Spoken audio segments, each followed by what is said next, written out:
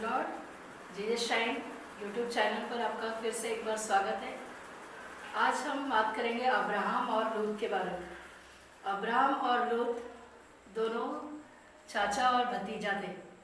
ये स्टोरी है जो मैं आपको शॉर्ट में बताना चाहती हूँ। ये दोनों परमेश्वर के बहुत ही करीब थे और ये दोनों जन परमेश्वर की नज़र में धर्मी। परमेश्वर ने अब्राहम से ये बताया कि जिस शहर में लूत रहता है उस शहर का नाम था सदोम और गमोरा। वो शहर का परमेश्वर नाश करने जा रहे हैं। कारण ये था कि उस नगर में पाप बहुत ज़्यादा बढ़ गया था। तो परमेश्वर नहीं चाहता था कि लूत का नाश हो, इसीलिए परमेश्वर ने अब्राहम से बताया। परमेश्वर का वचन कहता है आमोस 3:7 में, परमेश्वर कुछ भी करने से पहले अपने दासों के ऊपर अपना मम जरूर ही प्रकट करता है। तो परमेश्वर ने अपने मम को, अपनी इच्छा को अब्राहम के ऊपर प्रकट किया और अब्राहम से कहा कि मैं सदोम और गमोरा का जल्दी नाश करने जा रहा हूँ। तो वहां पर लूत रहता है। तो अब्राहम डर गया और अपने भतीजे लूत को बचाने के लिए परमेश्वर के आगे उसने अपनी सारी बातें रखने की कोशिश की। उत्पत्ति के 18वें अध्याय और 22 वचन से हम लोग देखेंगे कि अब्राहम ने परमेश्वर से किस तरह से बातें की। परमेश्वर हमसे निरंतर बातें करना चाहता है, हमारे साथ अपना पर्सनल रिलेशन बनाना चाहता है, क्योंकि अब्राहम को कहा जाता है कि अब्राहम परमेश्वर का बहुत ही करीबी मित्र था। तो परमेश्वर चाहता है कि हमारा भी रिश्ता अब्राहम की तरह परमेश्वर के साथ एक मित्र की तरह स्थापित हो। और कैसे एक मित्र से बात करता है, उसी कंडीशन में अब्राहम ने भी अपने परमेश्वर के साथ बहुत हिया बांधकर, बहुत ही बुद्धिमानी के साथ अपने सारी बातों को परमेश्वर के आगे प्रकट किया। और हम पढ़कर देखेंगे कि किस तरह से अब्राहम अपने परमेश्वर से बातें कर रहे हैं। उत्पत्ति 18वां अध्याय और 22 वचन। तब वे पुरुष वहां से मुड़कर सदोम की ओर जाने लगे, पर अब्राहम यहोवा के आगे खड़ा रह गया। तब अब्राहम उसके समीप जाकर कहने लगा, क्या तू सचमुच दुष्ट के संग धर्मी का भी नाश करेगा? सबसे पहला जो अब्राहम ने प्रश्न किया परमेश्वर से, क्या परमेश्वर तू अपने धर्मी बच्चों का भी नाश कर देगा दुष्टों की वजह से? तो सबसे बड़ा हियाव उसने जो किया अपने परमेश्वर से बात करने का, अपने मित्र से बात करने का, साहस जुटाकर परमेश्वर से ये सवाल किया कि परमेश्वर क्या तू दुष्टों के साथ धर्मियों का भी नाश करेगा? कदाचित उस नगर में 50 धर्मी हो तो क्या तू सचमुच उस स्थान को नष्ट करेगा और उन 50 धर्मियों के कारण जो उसमें है न छोड़ेगा? इस प्रकार का काम करना तुझसे दूर रहे कि दुष्ट के संग धर्मी को भी मार डाले और धर्मी और दुष्ट दोनों की एक ही दशा हो, यह तुझसे दूर रहे। क्या सारी पृथ्वी का न्याय न करेगा? यहोवा ने कहा, यदि मुझे सदोम में 50 धर्मी मिले तो उसके कारण उस सारे स्थान को छोड़ूंगा। फिर अब्राहम ने कहा, हे प्रभु सुन, मैं तो मिट्टी और राख हूं, तो भी मैंने इतनी ढिठाई की कि तुझसे बात कर सकूं। अब्राहम परमेश्वर के आगे ये प्रश्न रख रहा है, परमेश्वर तू तो न्यायी है, तू तो धर्मी ठहराने वाला परमेश्वर है, तू खुद धर्मी है और धार्मिकता को प्रकट करता भी है।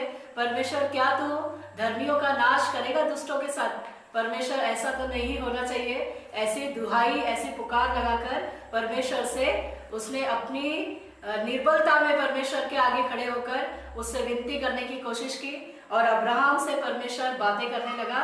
और परमेश्वर ने कहा, नहीं, अगर उस शहर में 50 लोग मुझे धर्मी मिले तो मैं उस शहर का नाश नहीं करूंगा।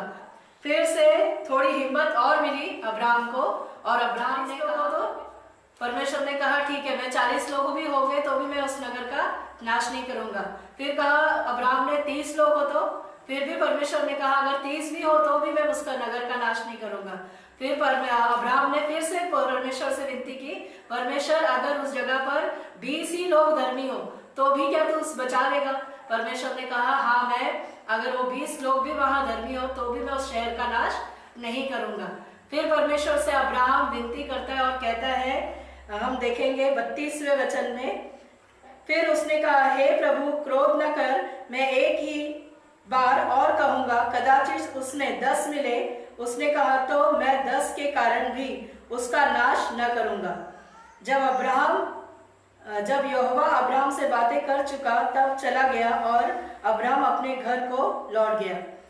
तो लास्ट अब्राहम ने कहा कि परमेश्वर, मैं एक ही बार और पूछूंगा आपसे, एक बात की और विनती करता हूँ, अगर 10 ही बचे रहे धर्मी व्यक्ति तो क्या तू उस देश को बचा लेगा? परमेश्वर ने वादा किया कि अगर 10 ही रहेंगे तभी भी मैं उस देश का नाश नहीं करूंगा। परमेश्वर का धन्यवाद करें, स्तुति करें प्रभु की, और परमेश्वर की ओर अपने आप को मोड़ दे, परमेश्वर की इतना करीब जाए, इतना अच्छा परमेश्वर से अपना रिलेशन बना ले कि अब्राहम की तरह हम उसके साथ बातचीत कर सके और परमेश्वर से अपने आप को एक घनिष्ठ मित्र की तरह उसके आगे सारी विनती प्रार्थनाएं रख सके।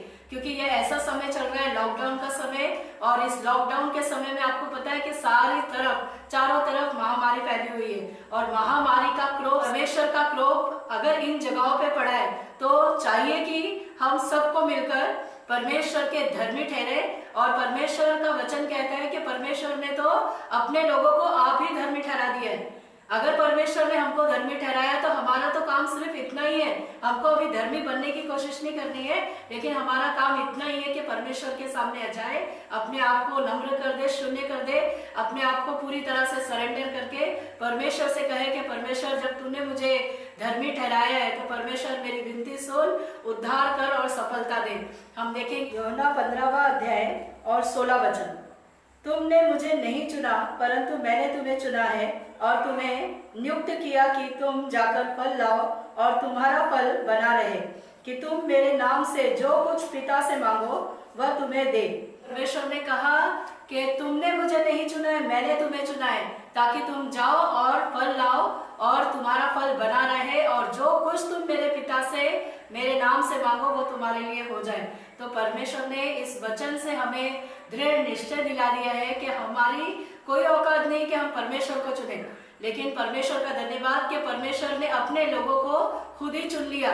परमेश्वर ने यह अनुग्रह किया है उन विश्वासियों पर, उन पवित्र जनों पर जो यीशु मसीह का नाम लेते हैं, जो परमेश्वर के, सच्चे परमेश्वर की आराधना कर रहे हैं। इस लॉकडाउन के समय में यूट्यूब के चैनल के द्वारा, फेसबुक के द्वारा और कई तरह से व्हाट्सएप के द्वारा ऑनलाइन आकर कितने घरों में इस समय लगातार आराधना हो रही है, लोगों को डिस्टर्बेंस हो रहा है, परेशानियां हो रही है, मोबाइल में सब इकट्ठा बैठ के सुन नहीं पा रहे, आवाज नहीं पहुंच रही है, फिर भी लोग लगे हुए हैं परमेश्वर की आराधना करने के लिए, स्तुति करने के लिए और परमेश्वर का धन्यवाद करने के लिए। यही साबित करता है कि प्रभु ने हमें धर्मी ठहराया है और उसी ने हमें चुन लिया है। हमने उसे नहीं चुना, उसी ने हमें चुन लिया, और परमेश्वर ने हमें आज्ञा दी है कि तुम जाओ और फल लाओ और तुम्हारा फल बना रहे, तुम जो कुछ मेरे पिता से, मेरे नाम से मांगो वो तुम्हारे लिए हो जाएगा। तो इसी अध्याय 15वें अध्याय में और 7वें वचन में लिखा है, यदि तुम मुझ में बने रहो और मेरा वचन तुम में बना रहे तो जो चाहे मांगो वह तुम्हारे लिए हो जाएगा। पिता परमेश्वर का धन्यवाद करते हैं कि परमेश्वर ने कहा कि जो मुझ में बना रहेगा वो जो चाहे मांगे वो तुम्हारे लिए हो जाएगा। क्या ये बातें हमारे लिए असंभव है? जब अब्राहम ने लूत की सुरक्षा के लिए ये मांगा कि परमेश्वर, अगर थोड़े ही धर्मी होंगे, अगर 10 ही धर्मी बचेंगे तो क्या आप उस नगर का नाश करने से बचा लोगे? तो परमेश्वर का धन्यवाद करते हैं, लूत के घर में 10 लोग नहीं थे। आपकी जानकारी के लिए बताएं कि बाइबल में लिखा है कि लूत और लूत की पत्नी और उसकी 2 बेटियां, 4 ही लोग थे उस जगह पर जो धर्मी ठहराए गए थे। और परमेश्वर का धन्यवाद, वो 4 लोगों में भी परमेश्वर का ऐसा अनुग्रह हुआ, परमेश्वर ने अपने स्वर्गदूतों को लूत के पास भेजा, लूत के घर भेजा और लूत को उस नगर से निकाल लाने के लिए आज्ञा दी। जब ऐसी परिस्थिति आ जाएगी कि परमेश्वर को 10 लोग भी वहां नहीं मिलेंगे, तो अगर 4 लोग हैं, अगर 2 ही लोग हैं, परमेश्वर आपको उस जगह पर से निकाल के लाने में भी सामर्थ्य है। Praise the Lord. परमेश्वर का धन्यवाद करते हैं कि अभी अगर आप अपने शहर में 2 ही व्यक्ति हैं जो लगातार घुटने पे आके दुआ कर रहे हैं, लगातार विनती कर रहे हैं कि परमेश्वर ये कोरोना वायरस हट जाए, ये बीमारी, ये महामारी से हमें मुक्त कर, ये लॉकडाउन खत्म हो जाए, तो आप अगर 2 ही व्यक्ति हैं अपने शहर में तो भी परमेश्वर आपको बचाने के लिए तैयार है। क्या आप तैयार है परमेश्वर से लगातार अपना रिलेशन बनाने के लिए? ये लॉकडाउन इसीलिए नहीं हुआ कि परमेश्वर ये चाहता था कि महामारी आए और जगत का नाश हो जाए। परमेश्वर ये चाहता है कि मेरे लोग मेरे और करीब आ जाए, मुझसे और अपना रिश्ता मजबूत कर ले, और मैं जो उनसे प्यार प्रेम करता हूँ, जो उनके लिए योजना बनाई है वो हानि की नहीं वरन कुशल ही की है। परमेश्वर का धन्यवाद करते हैं। रोमियो 8वें अध्याय और 18 वचन में जो लिखा है, क्योंकि मैं समझता हूँ कि इस समय के दुख और कलेश उस महिमा के सामने जो हम पर प्रकट होने वाले हैं कुछ भी नहीं है। प्रभु यीशु मसीह का धन्यवाद कि ये जिस दिन से मैं विश्वास में आई, परमेश्वर ने मुझे ये वादा किया कि आज का ये दुख और कलेश, ये संकट कुछ भी नहीं है जो महिमा मैं आने वाले दिनों में प्रकट करने वाला हूँ। प्रभु का मैं धन्यवाद करती हूँ। मैं विश्वास करके प्रभु की इस वचन के अनुसार अपने दीवारों पे मैंने ये लिख के लगा लिया, और मैंने लगातार विनती की परमेश्वर के, प्रभु मैं आपका धन्यवाद करती हूँ कि आज का ये दुख और कलेश उस आने वाली महिमा के सामने कुछ भी नहीं है। तो लगातार जिस दिन से मैं विश्वास में आई और आज तक मैंने कभी ऐसा नहीं देखा कि उस वचन के अनुसार मेरे जीवन में काम ना हो रहा हो। लगातार परमेश्वर ने वो दुख और कलेश कम करते करते उस उन्नति की ओर, उस धार्मिकता की ओर, उस महिमा की ओर निरंतर परमेश्वर लेकर जा रहा है। तो इस महामारी के समय में भी परमेश्वर यही चाहता है हमसे कि हम लगातार परमेश्वर से मुलाकात करें, अपना रिलेशन उससे मजबूत कर ले, और परमेश्वर इस दुख और कलेश में अपनी महिमा हम पर प्रकट करे। तो ये दुख और कलेश उस आने वाली महिमा के सामने कुछ भी नहीं है। आइए रोमियो का 5वां अध्याय और पहले वचन को हम देखेंगे। जब हम विश्वास से धर्मी ठहरे तो अपने प्रभु यीशु मसीह के द्वारा परमेश्वर के साथ मेल रखें। परमेश्वर चाहता है जब हम धर्मी ठहरे हैं, परमेश्वर ने हमें चुनकर अपना धर्मी बेटा और बेटी ठहराया है, तो क्यों नहीं हम उससे मेल रखें। परमेश्वर का वचन यहाँ पर कहता है कि हम उससे मेल रखें ताकि हमारे धार्मिकता के काम परमेश्वर अब हमारे ऊपर अनुग्रह करके प्रकट करे। हमारे शहरों में, हमारे नगरों में, हमारे परिवारों में, हमारे घरों में सारी बातों में छुटकारा आ जाए। परमेश्वर ने हमें धर्मी ठहराया है, तो आइए हम परमेश्वर के साथ मेल मिलाप करें और उसकी धार्मिकता को अपने जीवन से प्रकट करें। एक और आखिरी वचन देखेंगे और इसके द्वारा परमेश्वर आपको बरकत दे, और मैं विश्वास करती हूँ कि जब आप इस वचन को सुनेंगे तो परमेश्वर आपको और करीब आने की प्रेरणा दे और पवित्र आत्मा आपको अगुवाई करे। रोमियो 8वां अध्याय 30वां वचन, फिर जिन्हें उसने पहले से ठहराया उन्हें बुलाया भी, और जिन्हें बुलाया उन्हें धर्मी भी ठहराया है, और जिन्हें धर्मी ठहराया उन्हें महिमा भी दी है। परमेश्वर का धन्यवाद करें कि परमेश्वर ने जिन्हें बुलाया उन्हें महिमा भी दी है। इसका मतलब यह है कि परमेश्वर कभी भी अपने धर्मियों की प्रार्थना को अनसुनी नहीं करता। परमेश्वर का वचन कहता है याकूब 5:16 में, धर्मी जन की प्रार्थना के प्रभाव से बहुत कुछ हो सकता है। तो आइए परमेश्वर के धर्मी लोगों एक मन होकर पूरे शहर के लिए, पूरी दुनिया के लिए धन्यवाद के साथ परमेश्वर के सम्मुख आए। परमेश्वर का वचन कहता है अपनी प्रार्थना और निवेदन परमेश्वर के सामने धन्यवाद के साथ लेकर आए। धन्यवाद करें परमेश्वर का कि उसने हमें धर्मी ठहराया और इस योग्य बनाया कि इस संकट के समय में हम उसे पुकारे और वो हमारी प्रार्थना का उत्तर दे।